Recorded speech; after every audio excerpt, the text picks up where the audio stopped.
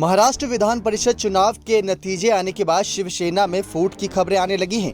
बताया जा रहा है कि महाराष्ट्र सरकार के कैबिनेट मंत्री एकनाथ शिंदे से शिवसेना का संपर्क नहीं हो पा रहा है, जो गुजरात के एक होटल में रुके हुए हैं। इसके अलावा शिवसेना के अन्य 21 विधायकों से भी पार्टी का संपर्क नहीं हो पा रहा है। इसको लेकर महाराष्ट्र के मुख्यमंत्री उद्धव ठाकरे ने दोपहर 12 बजे विधायकों की बैठक बुलाई।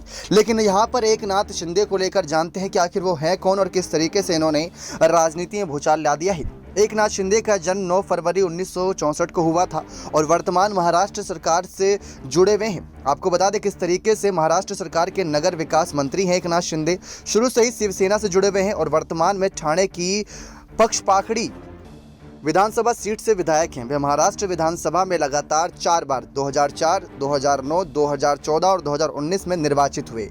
एकनाथ शिंदे को सीएम उद्धव ठाकरे का करीबी माना जाता था और उन्हें मातोश्री का वफादार कहा जाता था। बता दें कि मातोश्री महाराष्ट्र में मुख्यमंत्री उद्धव ठाकरे का आवास है। वहीं बात आती है किस तरीके से 1970 से 1980 के दशक के महाराष्ट्र के किसी भी अन्य युवा की तरह एकनाथ शिंदे पर भी शिवसेना सुप्रीमो बाला साहब ठाकरे का बड़ा प्रभाव था। वह 1980 के दशक में शिवसेना में शामिल हुए और उन्हें किसान नगर का शाखा प्रमुख नियुक्त किया गया। तब से लेकर वह पार्टी द्वारा सामाजिक और राजनीतिक मुद्दों को लेकर कई आंदोलनों में सबसे आगे रहे। साल 1997 में एकनाथ शिंदे को शिवसेना ने ठाणे नगर निगम चुनाव में पार्षद का टिकट दिया और उन्होंने भारी बहुमत से जीत हासिल करी।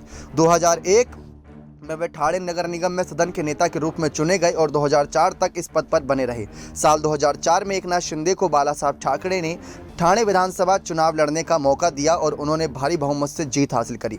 एकनाथ शिंदे को साल 2005 में शिवसेना ठाणे जिला प्रमुख के प्रतिष्ठित पद पर नियुक्त किया गया। इसके बाद वह 2009 से 2014 और फिर 2019 के विधानसभा चुनावों में विजयी हुए। 2014 के चुनावों के बाद एकनाथ शिंदे को शिवसेना के विधायक दल के नेता और बाद में महाराष्ट्र विधानसभा में विपक्ष के नेता के रूप में चुना गया।